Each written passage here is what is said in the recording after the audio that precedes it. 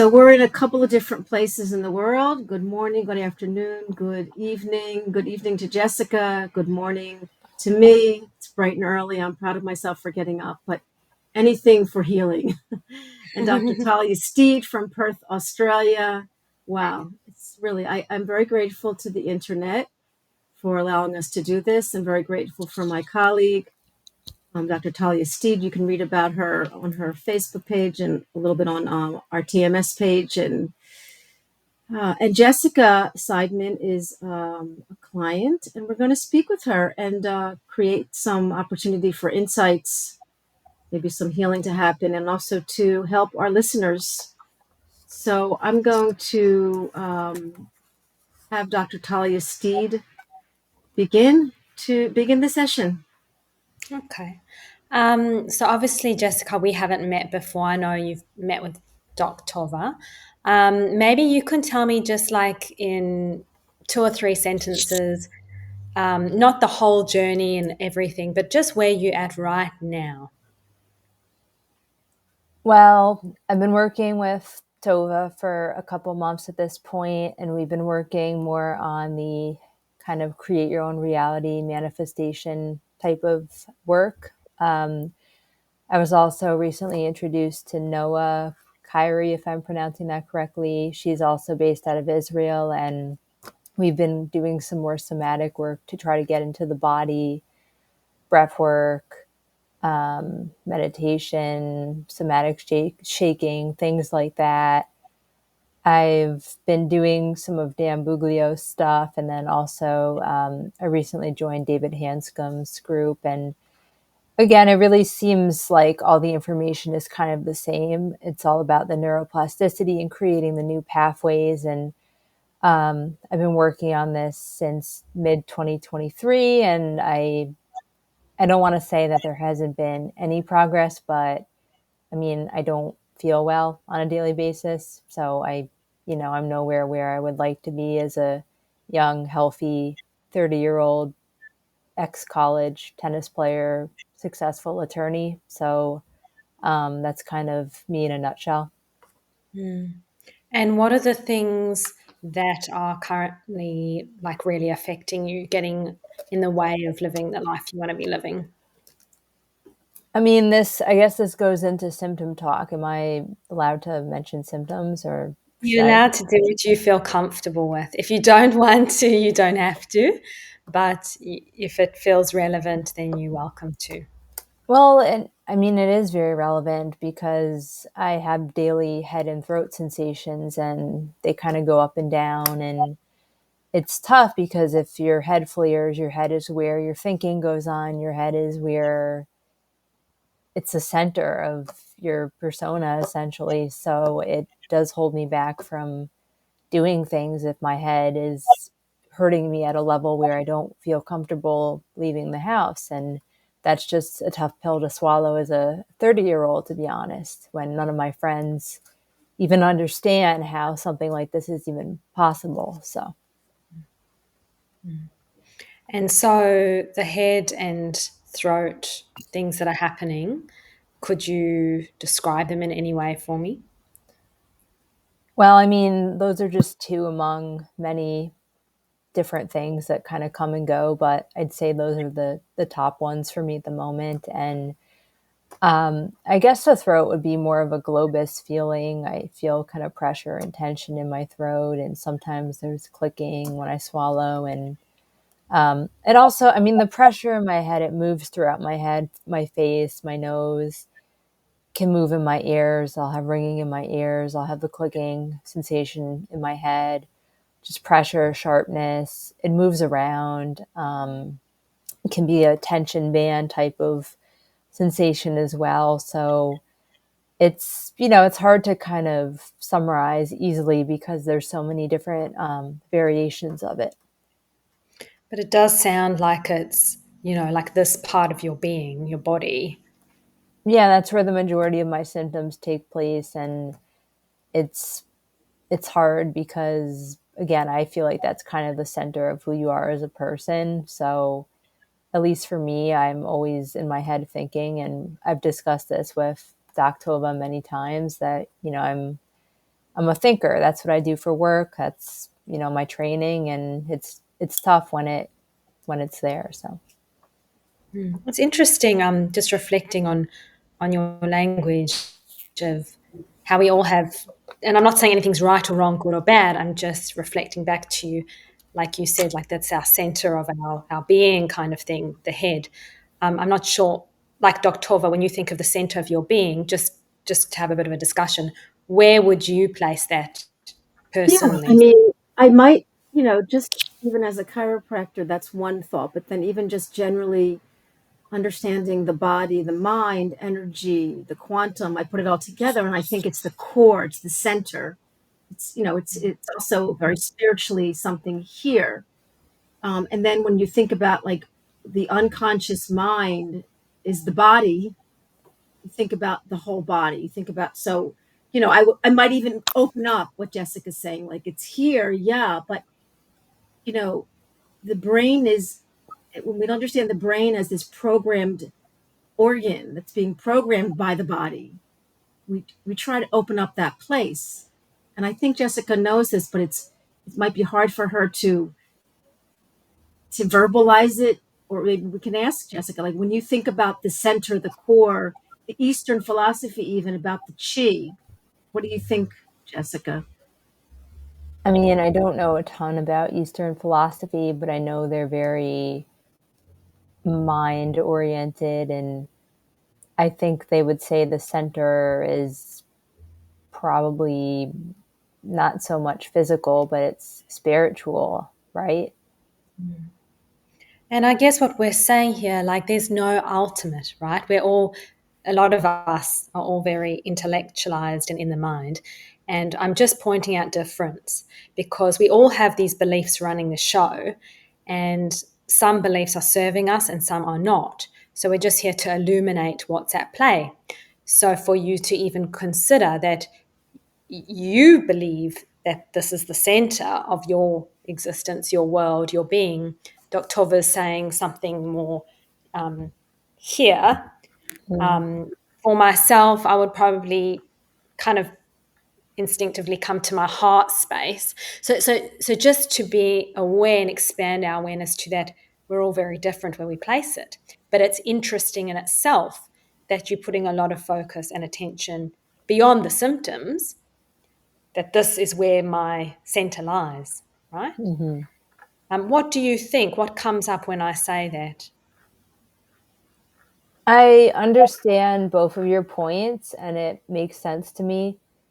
I just say the head is the center because that is my occupation. I think, I create arguments. I That's been my training for my whole life, so that's Mm. why it's the center for me. It's just, I don't know. I just feel like it's my center, honestly. And that's fine, and that's okay, right? So it's your center, but it's not necessarily any objective center. I'm not really going anywhere specifically with this, and I don't have any kind of, there's nothing wrong that you're doing and nothing right that we're doing. Like it's not even about that. It's more to see how important this part is to your being, right? To you. Hmm. This is very important. And you've mentioned your vocation as well and your training.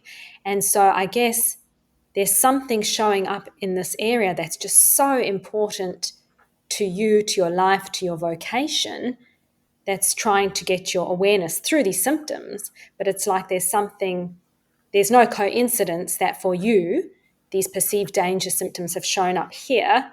For someone else, they might show up somewhere else. Do you see what I'm saying? Just the fact that Hmm. you got these symptoms rather than, let's say, lower back pain or something else. What do you make of that in itself? Well, I mean, I do have back pain at times, but Especially after a strong. I also want to make a point that Jessica's, father is a lawyer, and so it's not ancestral or it's not genetic. It's just there's an energy, and a sort of a statement and a narrative um, going on in Jessica's life. I want to ask Jessica a question on the record. I want people to hear, you know, what do you think these symptoms are saying these last couple of years? Because I know you've been stuck for 2 years, like in this place in her head. What do you think these symptoms are saying to you? Well, I mean, I know they shut me down because I was in a very poor work environment, as you know, and I was undergoing a lot of emotional abuse, and I wouldn't stand up for myself. And I was very unhappy living in New York City. It was too much for me. And ultimately, I feel as though my brain just couldn't handle what was going on. It was too much. So it sent me these symptoms to remove me from the situation, which it did. I'm back in Connecticut. I'm back with family, and I'm back in a safer environment and a safer job where I can work remote and no one's bothering me. So I think, in my personal opinion, they have served their purpose, and they have served their purpose well. And I've been trying to bring safety and just convince my rogue limbic system that it's okay. I'm fine. I'm smart. I'm healthy. And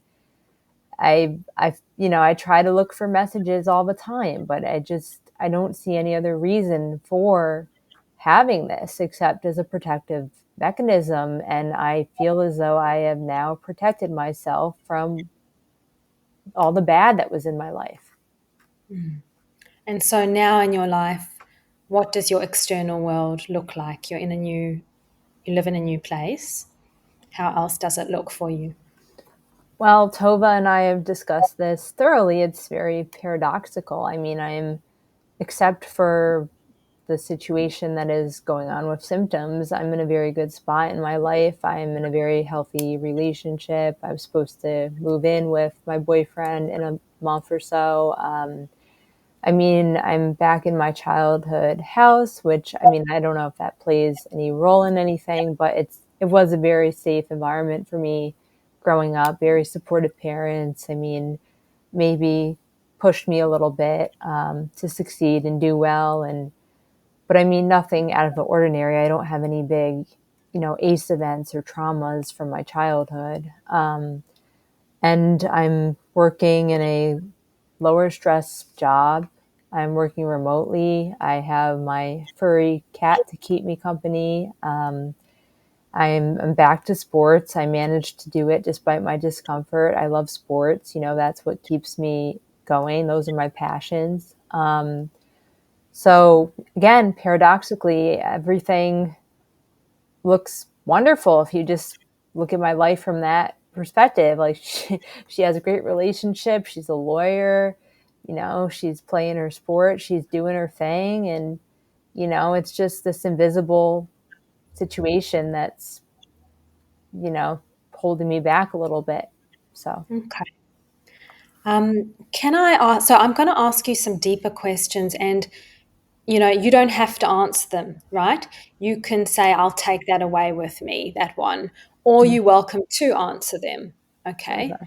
Yeah. But I guess there are some deeper questions coming up in my mind that I'll pose to you, and as I said, it's completely your choice as to how much you want to explore with us here now. Mm-hmm. I guess the first one is you describing this, she's in a good job. If we're looking at your life objectively, she's in a good relationship. The external world is looking safe. The stresses have subsided. There's no childhood trauma. What's at play? So I guess the next question is, well, firstly, how do you feel about yourself beyond the job, beyond the relationship? How are you feeling about your relationship with yourself? Mm, well, that's definitely triggering something.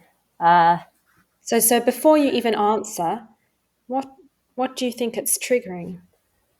I don't know. I just feel tears welling up. So maybe that needs to be repaired. I don't know. Hmm.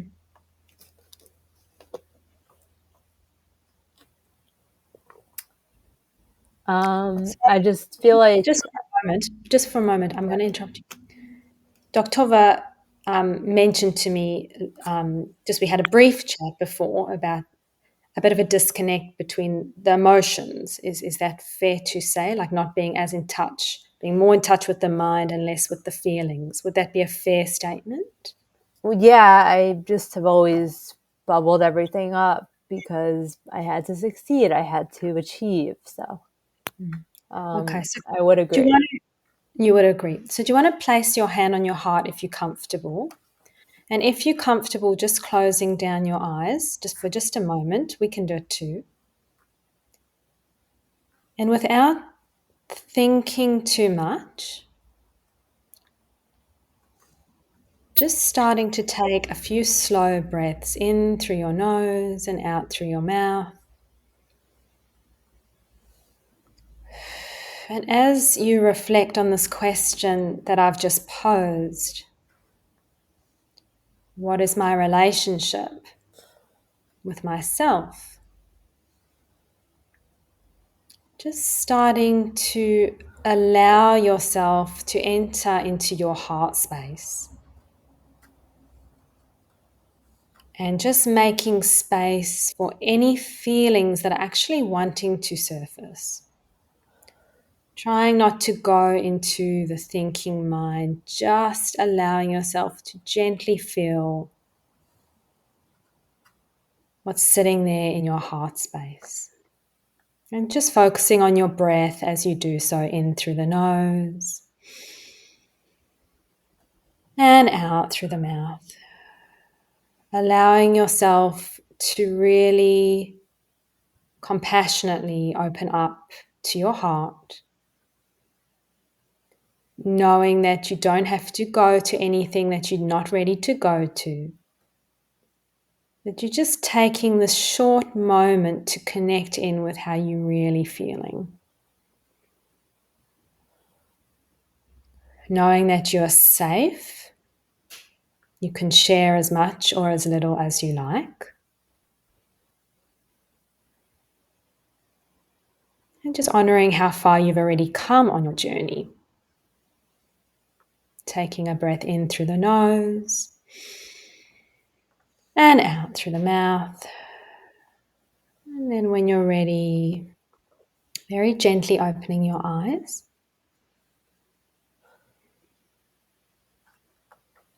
And if you're comfortable, you might like to share with us what came up as we did that. And if you're not, that's completely fine. I mean, I'm obviously tearing up, so I was just trying to focus on the breath and not have a meltdown. On the record, there's nothing wrong with having a meltdown, honey. And you see, even that in itself, like a meltdown, do you see how we're conditioned to see that a meltdown is bad? There's this in a lot of us. This is not just you. This is big. This is a collective consciousness of emotions are bad, negative emotions. It's okay if you're happy and you're joyous and you're succeeding, but if you've got feelings that are wanting to come up and be felt, it's a meltdown. Oh my God.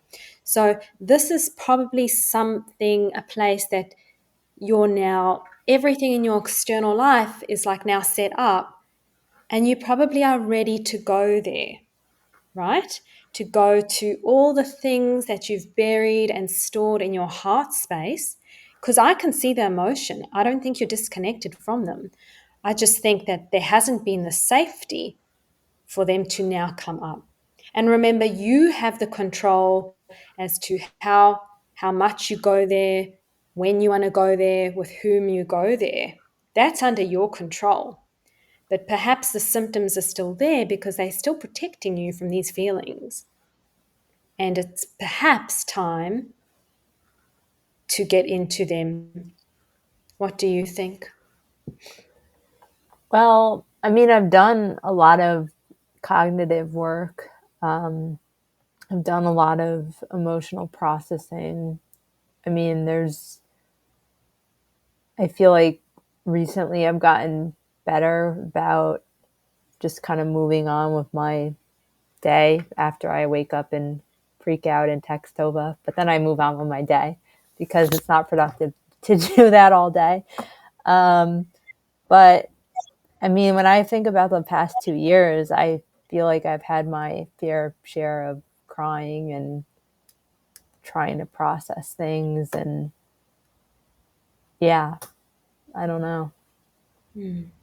But this relationship with yourself and how you feel deep down in your core, wherever that may be, beyond your achievements, beyond your sporting abilities, beyond the approval and recognition from the external world. Do you think that there's anything to that that might be calling your attention?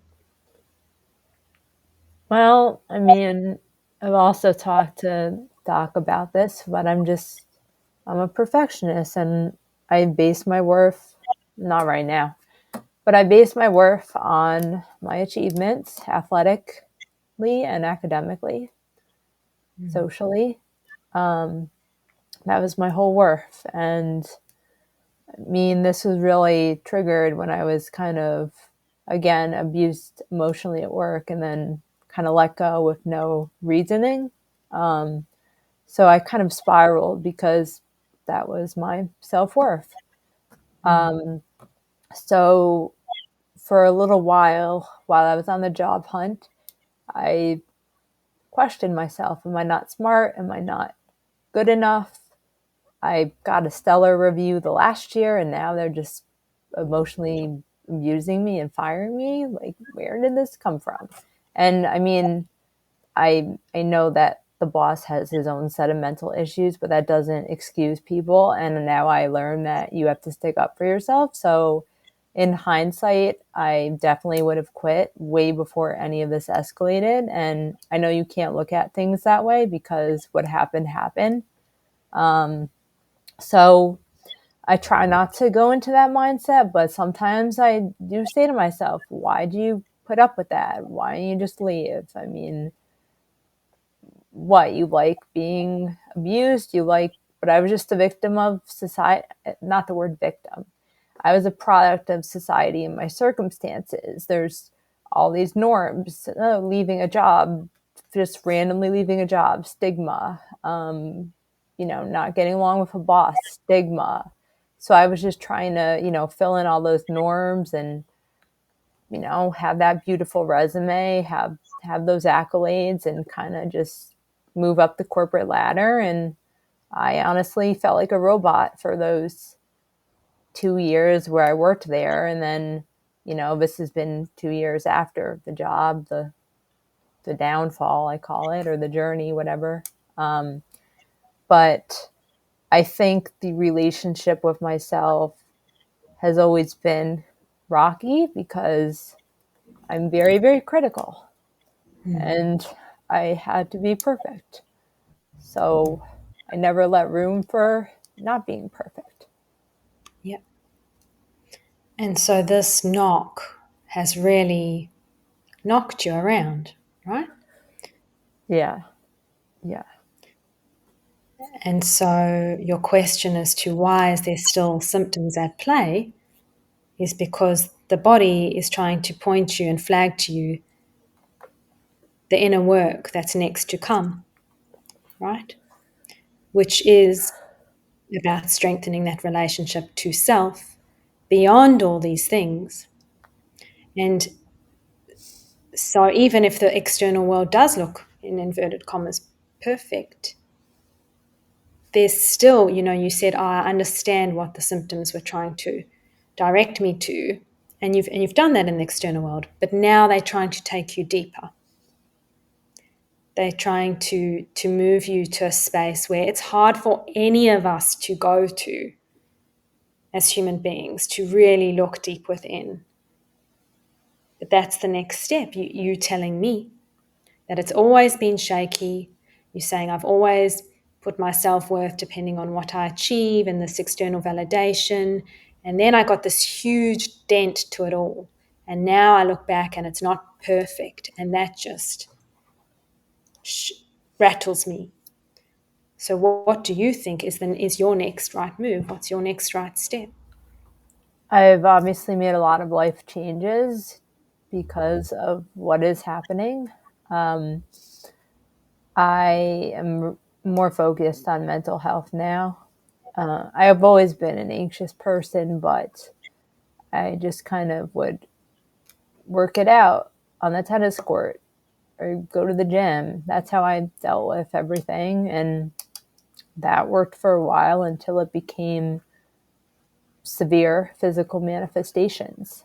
I guess the next logical step is to just continue repairing that relationship with myself and trying to show myself that I'm not going to make similar mistakes. I assert myself more. I was a chronic people pleaser. I assert myself more. I have better boundaries. I don't do things I don't want to do anymore, despite pressure from some friends who just don't understand. Um, I've had to block people, and I never would have done that before. And I'm just taking better care of myself. And I think I am doing the right steps, and that's why it's been a hard pill for me to swallow, not feeling better, because I feel like I am doing the right things to repair that relationship. And just because there's still symptoms, it doesn't mean you're not. It sounds like you're so much doing all the things and you've shifted so much.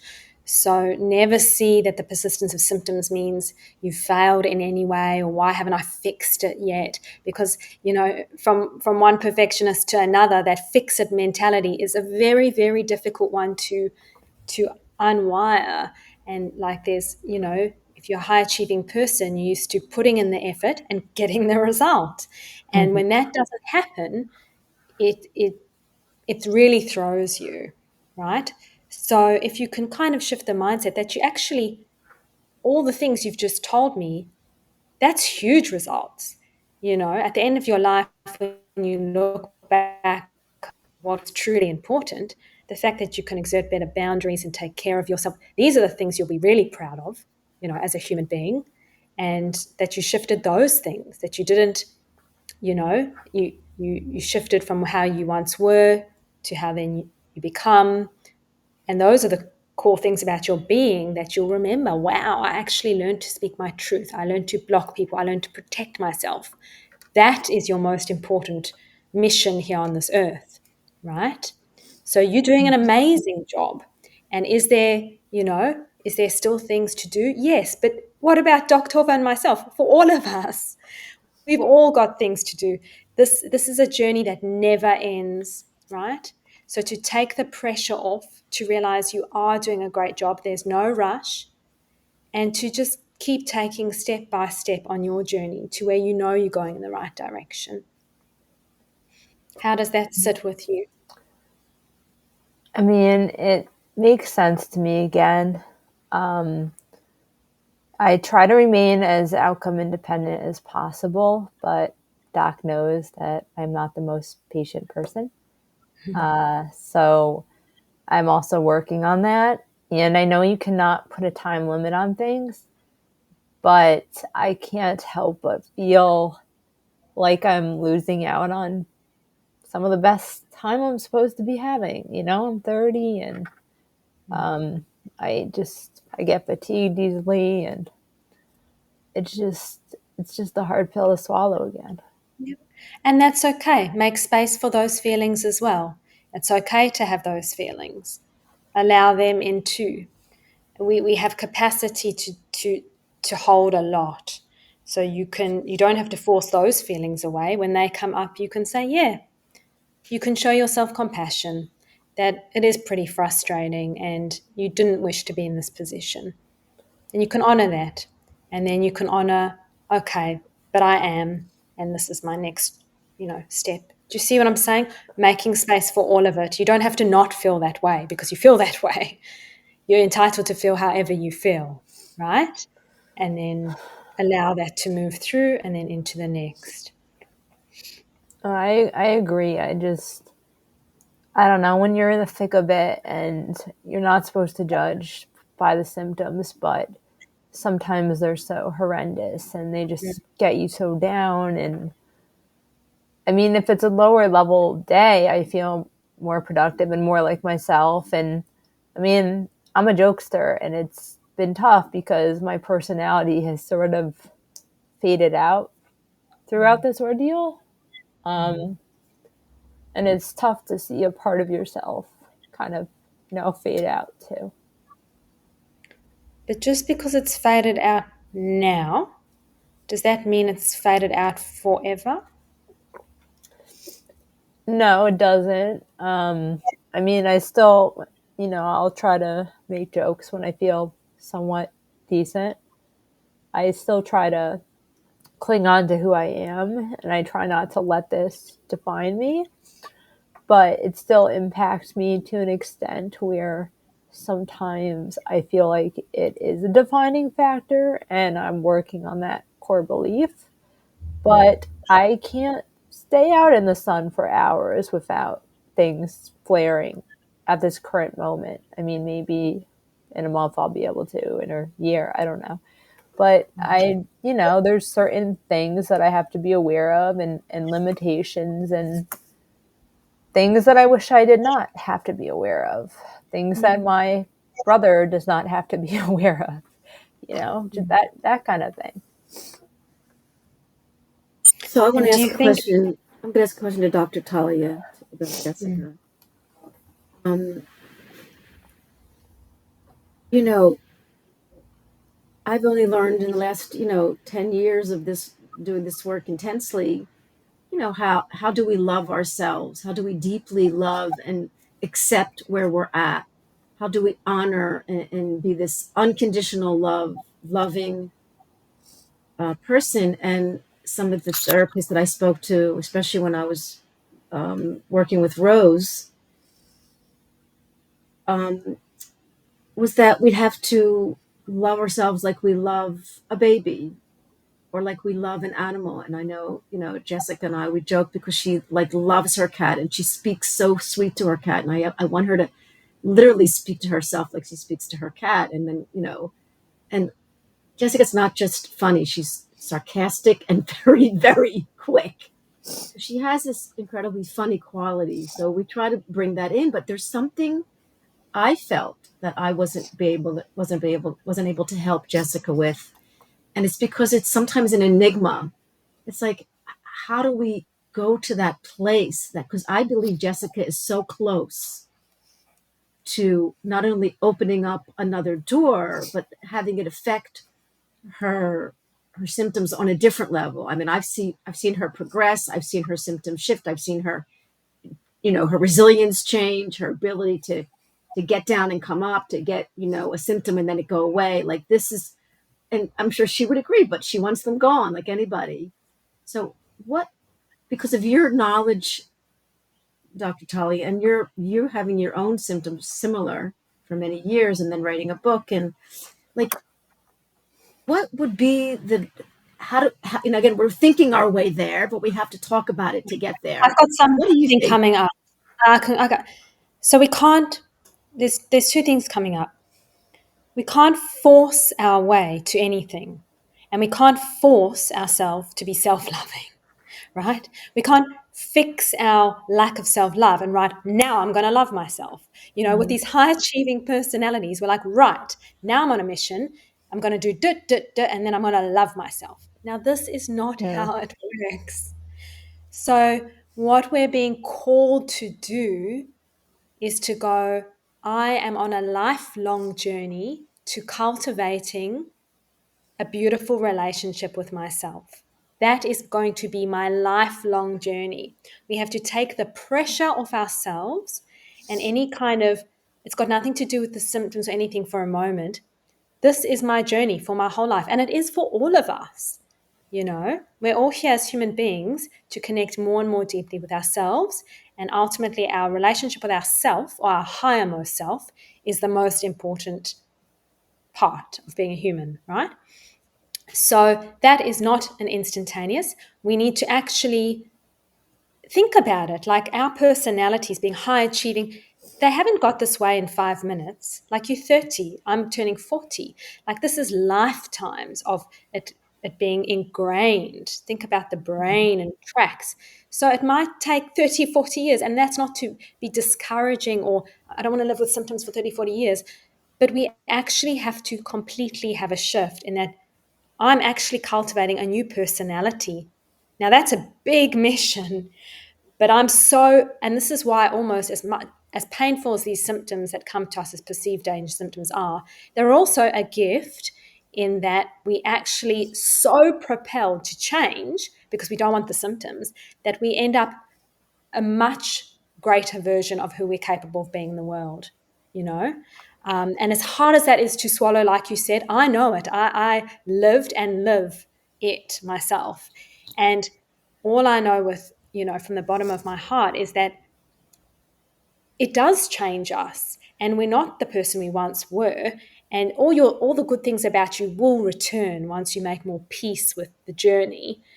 But we become and step into a better and more truer version of who we were always meant to be. So that's one part that we really have to unlearn this fix it, and I'm going to become self-loving now, and just step back and surrender to that. That's going to be a journey. So it's kind of unwiring those perfectionistic and high. We have to do the opposite, right? Which is very, very difficult.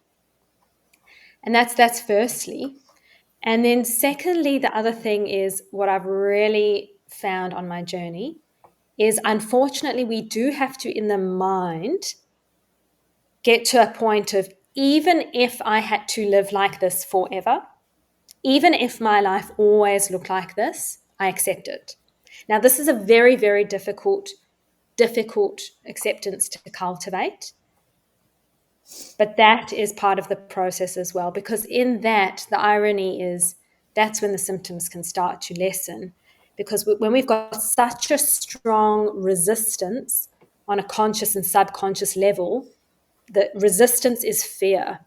So when we're creating so much resistance, I can't live with this. Life is not worth living with this. If I have to live one more day, feel that energy.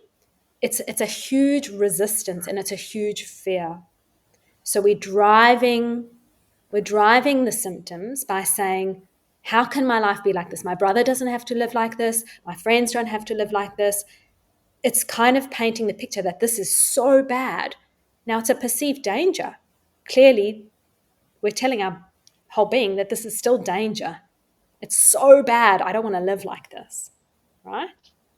Is any of this landing or making sense?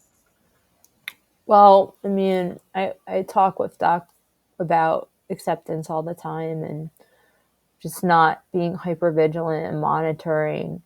And again, I'm better at that when things are lower, but I just seem to blow up sometimes when things are high and they send me like laying down to my bed. That's just kind of where I'm struggling. And I'm trying to strengthen my resiliency and my mindset and tell myself how good of a job I'm doing, and that this is different than taking a test that you study for or preparing for a tennis match. This is something that it's a bit out of your control, but you can take steps that have worked for other people, and just kind of trusting the process and having faith in it, and just realizing that there's not always a quick, easy fix to everything. So I understand what you're saying. I think it's harder to apply in real life.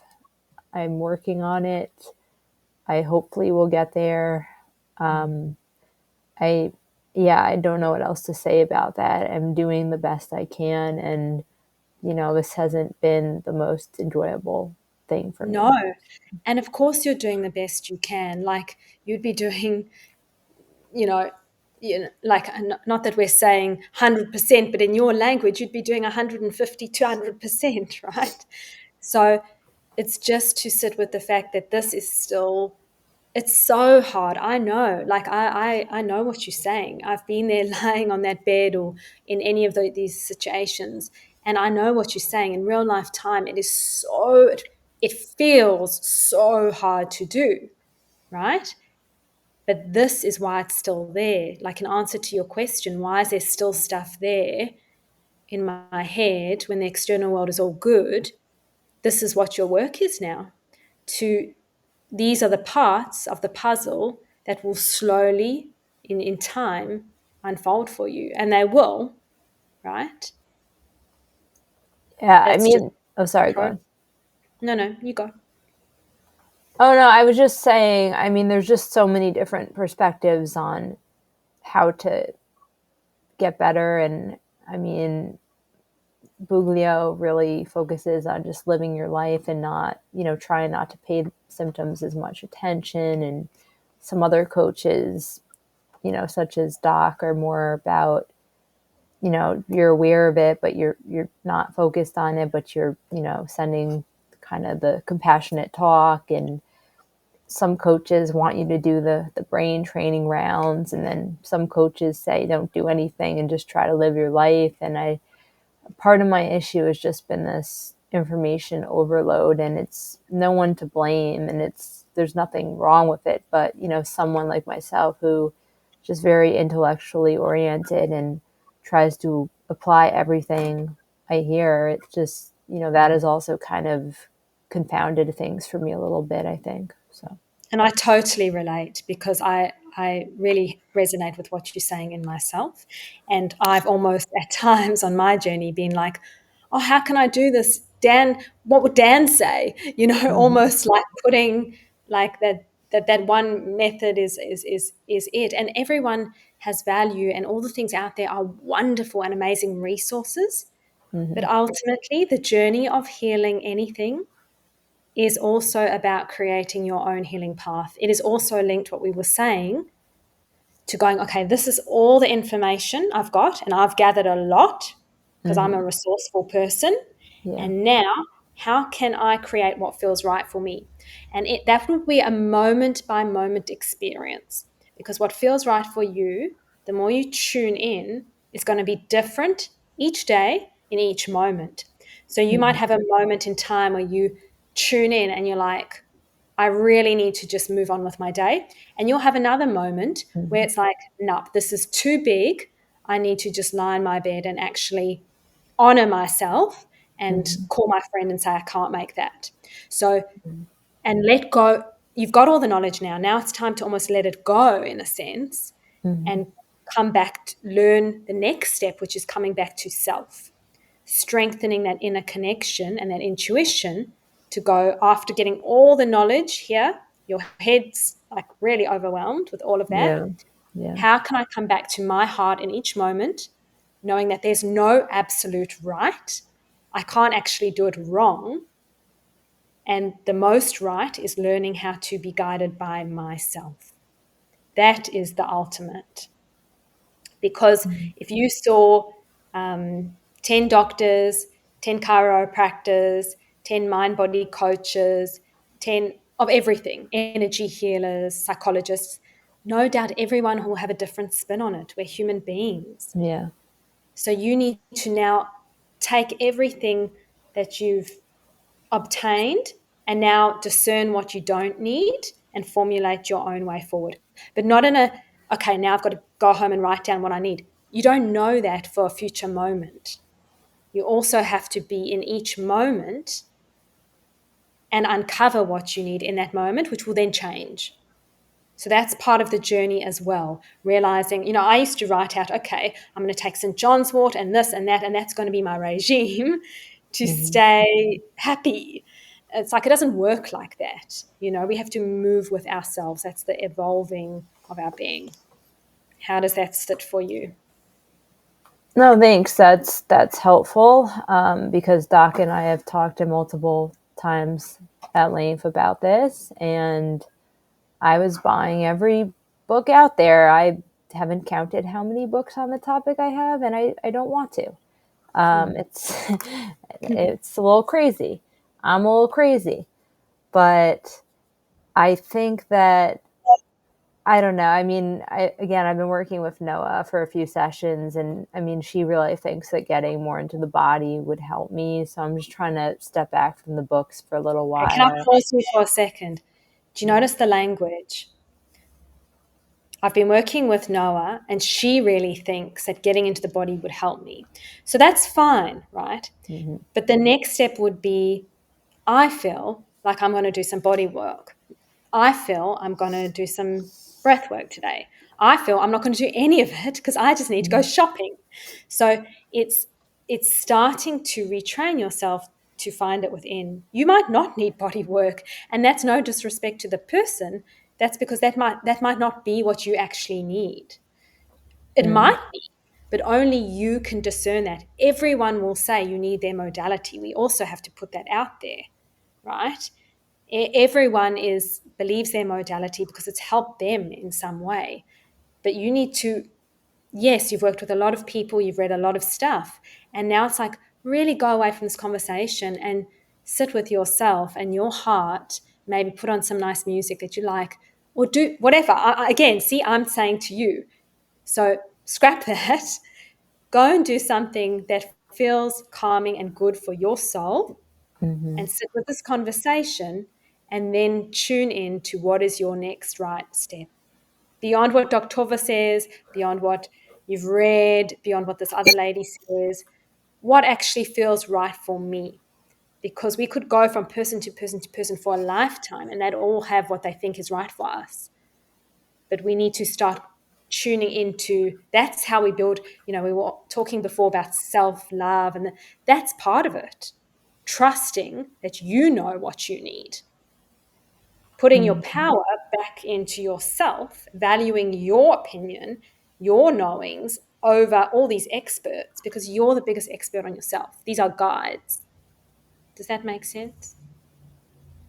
Yeah, that is valid. I mean, I am really, I am not one to reach out for help. So the fact that I've talked to, I don't know how many people at this point, really, really says a lot about the situation, because I do not reach out for help in any aspect of my life. I get things done and I struggle through it, and I've reached out. Let's put it that way. So through to people that have gotten through it, and I'm not saying that what they have done has needs to work for me 100%, but I just feel as though, that their guidance is invaluable. And I think the next logical step for me is to try to commit to the daily rounds of visualizations and just catching the negative thoughts,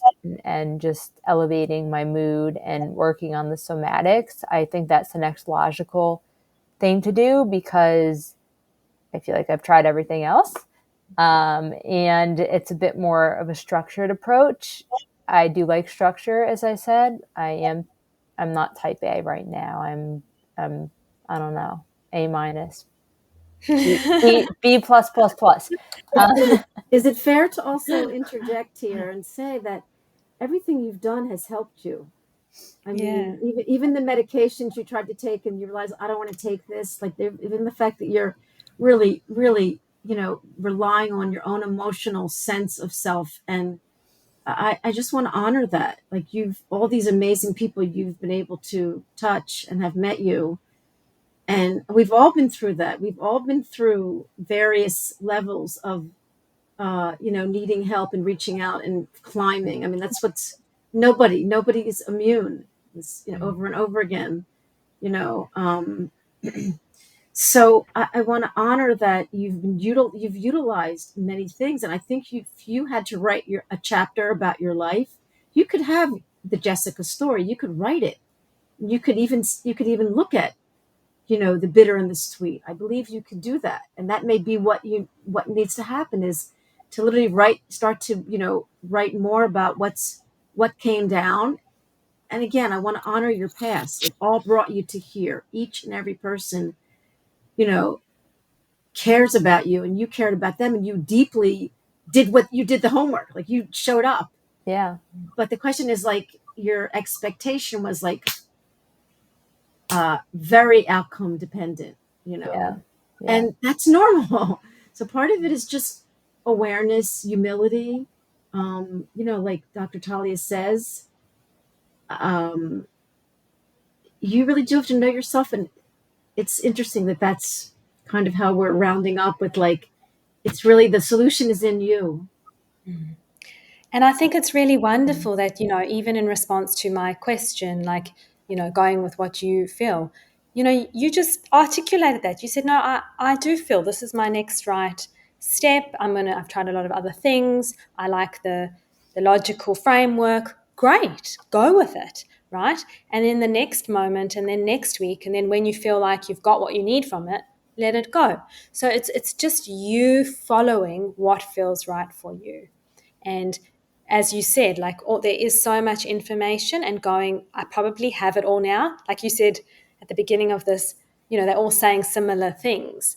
So maybe that's something you can take as well. You've got the information, and now it's your finding your way through whichever guidance and help that feels right for you, that you implement it, and that's the next step of your journey. So perhaps you can sum up for us, like, what's perhaps 3 things that you could take away from this session today, from this conversation?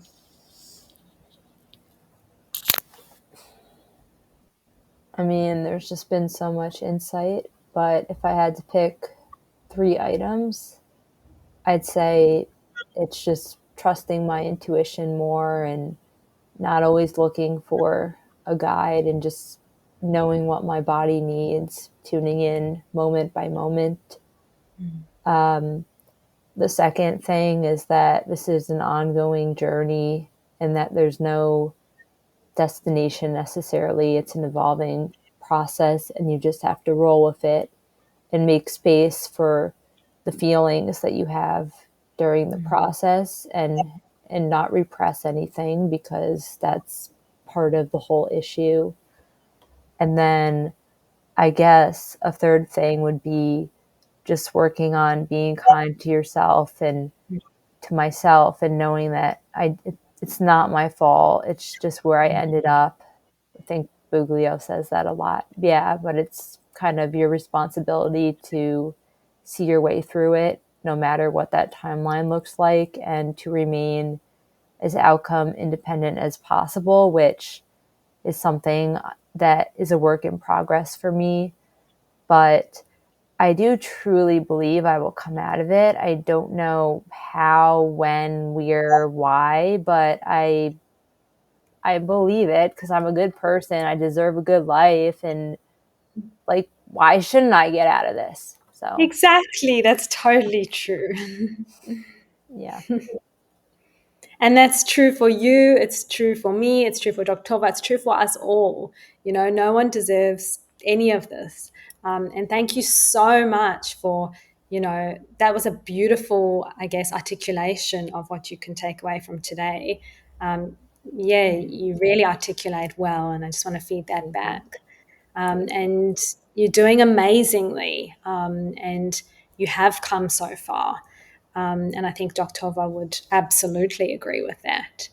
And we're so grateful that you've come on with both of us, and been very vulnerable. And yeah, that's truly something to be proud of, really, very much. Yeah. Yeah, I Th- mean, thank you. many people will relate to this session. I don't think, it's like we're all on our own journey, but we can all relate to what you're going through. And I think that enormous, enormous compassion and hope and belief, they're all chemical. And if you meeting with coaches and reading books helps you to instill that inner belief in yourself, then don't judge yourself No judgment. for for doing that. I mean, that's called growth. That's called self-reflection. That's called never giving up. That's called, believing in a dream, and then, mental rehearsal. This is what we're doing. We're mentally rehearsing that you're going to go on the tennis court tomorrow. You're going to have a little bit less symptoms, or that if you do, you're going to be, okay, like, take the symptoms and do it anyway, or like have, coffee with your anger, go to the gym with your sadness, what I say. So yeah, it's a process. And I think what came up today was your personality is sort of coming into balance with what needs to be done, and that each of us have to figure that out. Mm. And I wouldn't think it'd be such a personal thing, but it's turned out to be this very personal approach to how we heal, even though we hear it from all the different coaches. And I just also want you to honor, like, we have, like, you've been very brave to look at your childhood with loving parents who did the best they could. And, I'm a parent, I'm a grandparent. Talia, is a doctor and has been involved with lots of different people and is married in a healthy relationship. And I think it's important to not feel guilty, but honoring that we came from some places that were toxic, and our parents loved us, but it doesn't mean it wasn't toxic or difficult for us, or we walked away with something that didn't really work for us. So I think it's important to honor our past and be true with it, come clean with it, Yeah. type of thing. And that being a parent is difficult and not easy. And now you're learning to parent yourself. And that's what I think in Dr. Talia's book called Body Wisdom, The Body's Wisdom. Body It's, wisdom. What is your body trying to tell you? yeah, I mean, so Should I read it? Add it to the list? That's up to you. What does your intuition tell you? You have to listen to yourself. Not this week. Maybe next week. Very close. I'm very proud. amazing. Thank you, Jessica, for burning the midnight oil with us. It's Yeah, midnight now. thanks for arranging this and for chatting with me, because Tovah knows I need to talk to people. So We're actually here for you. We could make this a series. We could make this like a network series. I mean, I do want to have my own like comedy type of broadcast at some point, Oh, but there you go. I don't know This about is right it. now. This is it. Stand up, Oh, no, chronic dude. pain. Stand up, chronic pain. I'm telling you, Jessica, this is it. She This has is to it. tune in. She has to tune in. Talk about getting out of yourself. This is it. This could be it. So we'll leave it here. We're going to sign off. Have a wonderful day, Dr. Talia. Jessica, I love you and care for you. And, we'll see you. We'll see you there. And we'll see everyone again. We're going to be on tomorrow night with, I just want to plug this because it's kind of interesting. Matthew Rosett runs another very big TMS page. He also met Dr. Sarno. He was part of, with Michael Galinsky and all the rage in New York, part of bringing all that together years ago. He is very interesting in his work. He does heartfelt hypnotherapy. You don't need to do that, Jessica. But here's the thing. He's also studying something that I found very interesting, and I think we talk about it, but he's talking about it in a way of how do we create the mental capacity, like he called the container for the container for tolerance. It's like these terms, something with even the word spoons, which I haven't heard of yet. But how do we hold the place for to be emotional, to be loving, or to accept uncertainty? And you're living in a place of uncertainty, transition, moving on, moving in with We all Mike. are. Life Oh, is we all uncertain. are. And so so part of it's exciting and part of you're scared shitless about it, So how do we hold that space in this loving, trusting way? How do we create that container? So it's an interesting topic, and I'll be on tomorrow afternoon your time and tomorrow night my time with Matthew. So again, there's lots of great information. More like you take a little bite, and then journal about it or don't, meditate on it or not, think about it or not, Or but don't kind of watch. Like, that's the whole point. Like, everyone needs to just tune into when they need something and when their brain actually is on overload, because there's too much. There's so much information. And when to step in and when to step out. And that's the journey for all of us. So I think we should wind it up there. thank you. Thank Okay, you. Thank we all meet Thank again. you. Thank you. I appreciate it. Thank Take you. care. Bye.